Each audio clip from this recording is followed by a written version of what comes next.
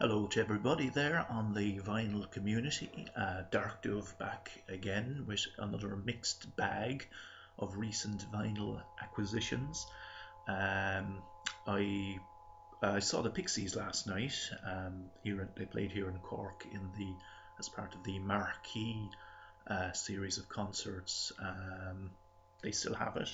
It was a fantastic gig, despite the absence of Kim Deal on bass. They put on a storm of a show. It was a sellout concert. I don't know exactly how many were there, but certainly several thousand. So I'm on a high from that.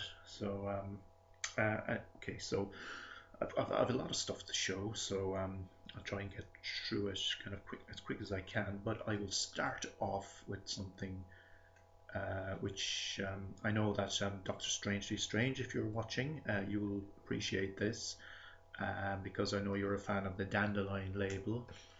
Um, this is something I got on Discogs, and it is There Is Some Fun Going Forward. And this is a sampler for John Peel's Dandelion label, which came out in 1972, and this was actually the very last release on the Dandelion label. Now, there's some of the bands on here include Tractor, Bridget St. John, Stackweddy. I have to say the first half is slightly disappointing for the most part. Some of the first, well, Medicine Head, no, that's quite good. The first song, Only to Do What Is True, but there's a couple of songs on the first half that I'm not crazy about. It picks up though for the very last song on side one. All Ends Up by Tractor. Now that is a fantastic track. Tractor, they're a band. Julian Cope is a huge fan of them, and that's how I heard about them. They're very reminiscent of early Black Sabbath. This is one of their best tracks. Side two is considerably stronger. So Fly High by Bridget St. John. Her albums go for huge money. I actually saw one of her albums on Dandelion recently for sale in a shop. It was just price wise, it was just beyond my reach. But anyway, there's also Kevin Coyne. So Keep Your Big Mouth Shut by Stackweddy. That's another great tune. Now, another interesting feature of this album is, well, one, the cover. It has John Peel in the bath with a rather amply bosomed young lady who is not his wife, may I add. And another interesting feature is that this comes with a poster.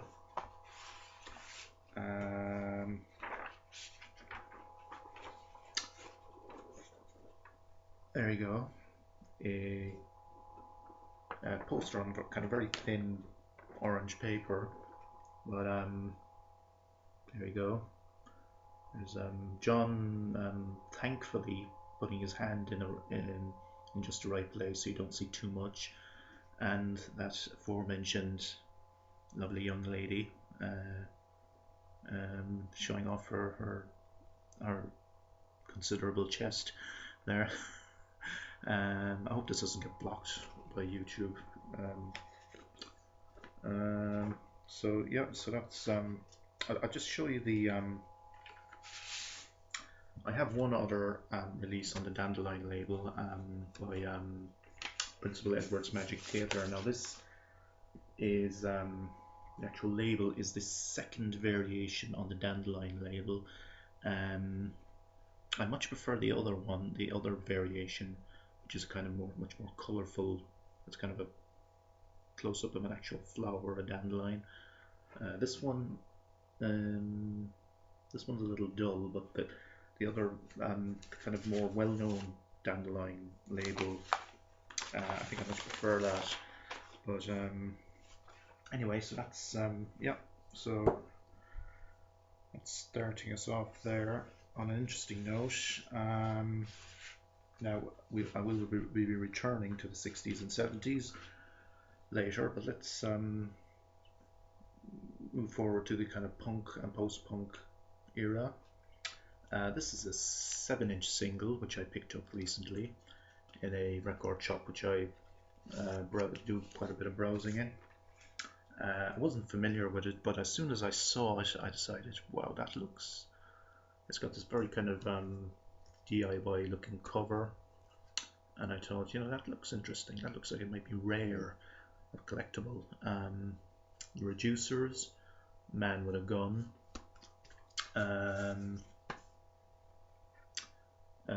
Vibes. This is a punk band. I think they're from Lancashire, or were from Lancashire, in northern England. This came out in 1979. I have looked it up since, and yes, it is quite rare and collectible. I don't particularly like the Man with a Gun, the title tune. It's a bit kind of sort of, I don't know, kind of Spirit of 77 punk, which wouldn't be personally my taste. I'm kind of oi almost. The B-side is much stronger. There's 2 tracks on that, Vengeance and Can't Stop Now. Those 2 tracks are far stronger in my opinion. So yeah, so that's and it's also in perfect condition. The actual disc itself, the sleeve is a bit on the tatty side, but from what I've seen on Discogs, it seems to be very rare that it actually comes with the sleeve at all. So now I'm going to move on to something which I picked up on Discogs recently. I got these next 2 from the same seller. I got them for an excellent price. Excellent. It was a new seller, so he was unrated, so I was a bit wary. But as it turns out, as it turns out, he was very helpful. He sent me photos and full description and everything, and I was happy to go ahead with the transaction after this. So start off with this is another sampler, Earcom 2 on the Fast label. This came out in 1979. It features 3 bands: Bazaks, Thursdays, who are 2 groups which I don't know too much about. The third act is a certain group from Manchester called Joy Division. So there's 2 tracks. They contribute 2 tracks.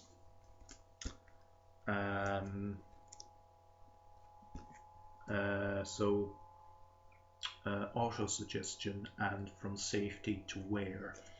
Those 2 tracks have subsequently turned up on the that compilation. What's it called again? I have it here on CD. Just 2 seconds.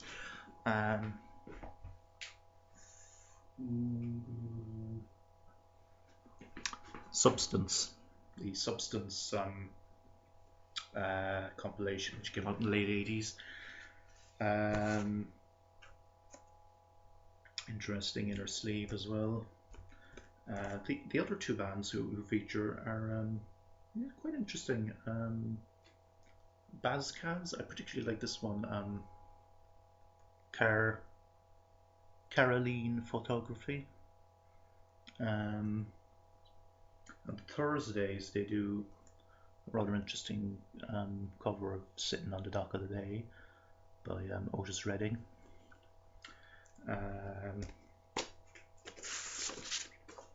Absolutely excellent condition, and I got it for an unbelievable price. A great bargain. Okay, now I'll show you the next item, which I got from the same seller. 2 seconds. Okay, so this is on Industrial Records, which was the record label set up by Throbbing Gristle. This is The Bridge, and this is by Thomas Leer and Robert Rental. The two of them, they were two Scottish musicians who were both based in London. I think they might have known each other in Scotland beforehand, but I'm not too sure about that.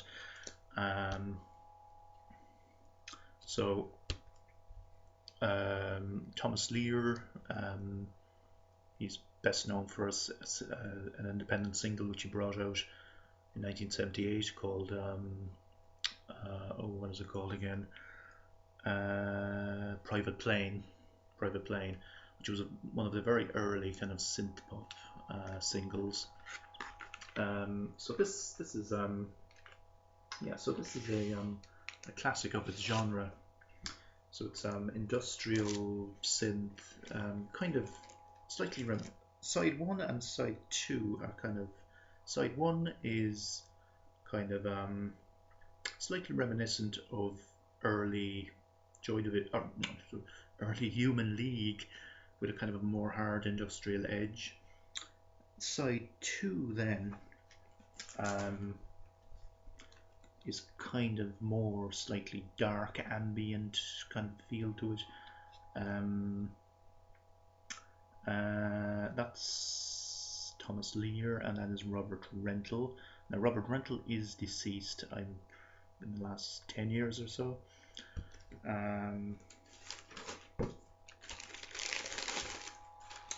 Show you the Industrial Records logo there, and this was recorded kind of, it was Throbbing Gristle, I think, lent them the equipment which was used during the recording, so there is kind of a strong influence in there as well by them. Okay, now the next item I'm going to show you is something which I'm pretty sure I can almost certainly say without contradiction has never been shown in a VC, because this is exceptionally rare. This is by an artist by the name of Stano. Now he's an Irish experimental electronic musician from Dublin. I had actually never heard of him until I picked up a compilation album which came out about 2 years ago, entitled I have it on CD, I'll just show it.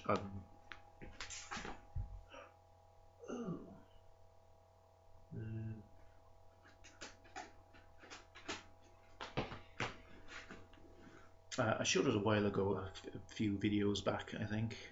Strange Passion, Explorations in Irish Post-Punk, DIY and Electronic Music, 1980 to 83. Now Stano features on this, and it's only through that I actually even heard of him, because now this came out in 1983. It's his debut album, and it has this rather kind of a mouthful of a title: Content to Write in I Dine Weathercraft. I got this on eBay. There's a couple of different pressings of this. There's a UK pressing as well with a different cover, and also a Greek pressing. This is the Irish pressing, which is on a record label called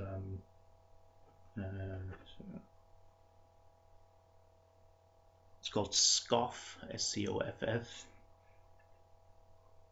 There you go. This is all I can describe this is a lost classic.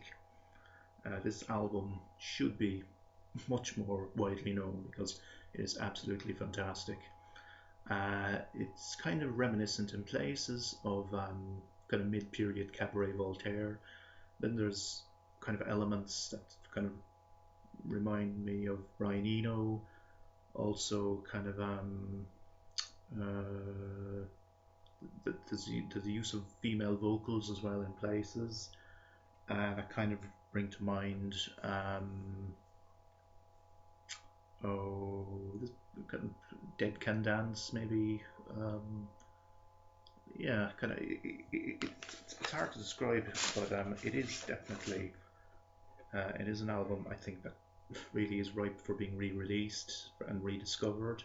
I think because it is absolutely fantastic. So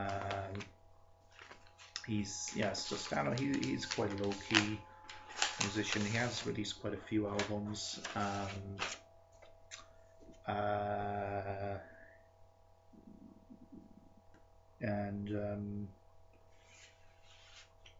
think he doesn't perform live very often either. I was looking him up online, and he actually played his first live gig in 25 years last year in Dublin in Temple Bar. Very little of his stuff up on YouTube either, so I might throw some of this, might do a needle drop on this and throw it up on YouTube. We'll see. So next up is an album which I actually did. I did an exchange on this. New Order, Low Life.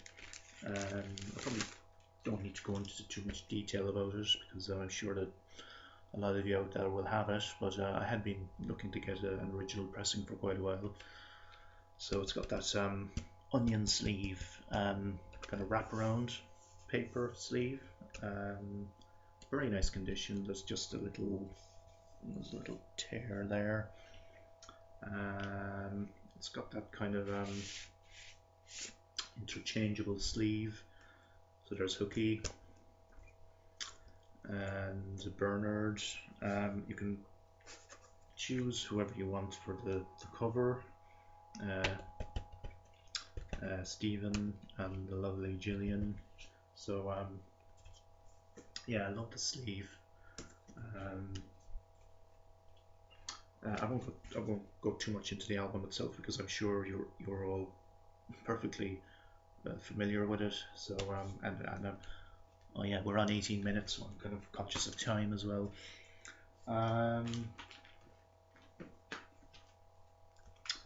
You're probably all familiar with this one as well, so I won't go too much into it. Donald Fagen, The Nightfly. I picked this up recently. Yeah, so what can I say? A classic. Donald Fagen, one half of Steely Dan, his debut solo album from 1982.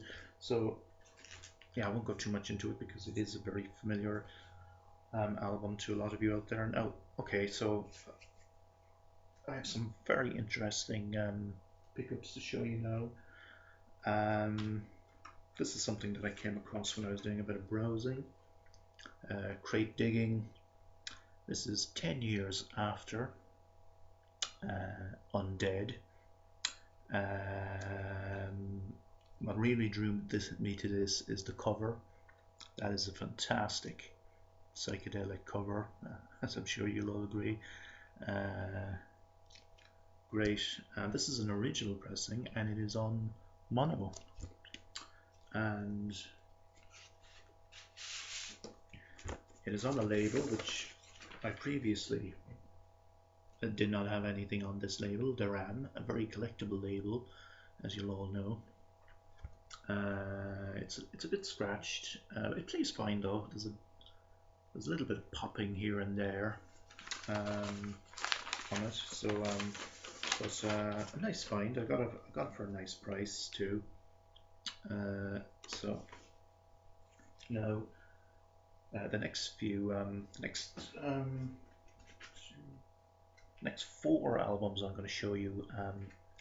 They were I'd seen them a few months ago for sale in a music shop here in town, where they're all priced fairly high. But when I went back again recently, they'd all been reduced by the guy selling them. So I snapped them all up. They were all a fiver each, €5. Um, First off, this is another original 1960s pressing. This is Portrait by the Walker Brothers. This is on Philips.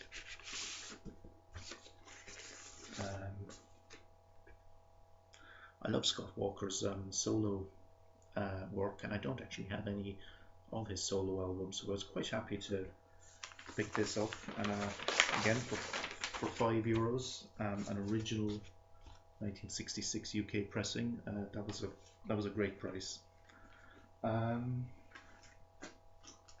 Also, I picked up this for the same price, for a fiver.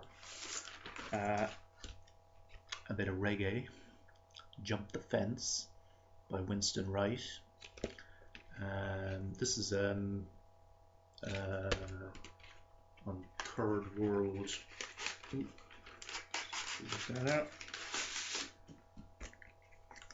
Third World Records. Again, this was originally priced at €25 by the seller, but when I went back to have a look recently, he'd reduced it, so I got this for a fiver as well. This is complete. There's no vocals on this. It's all organ based. So Winston Wright himself, very accomplished organ player. I don't have an awful lot of reggae in my collection, so this is an interesting find for me.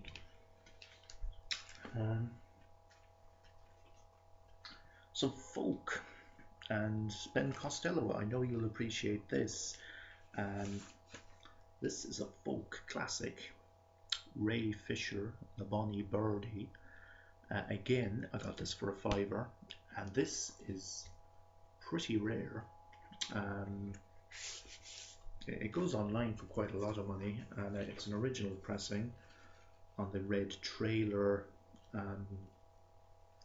That's the label. So in excellent condition as well.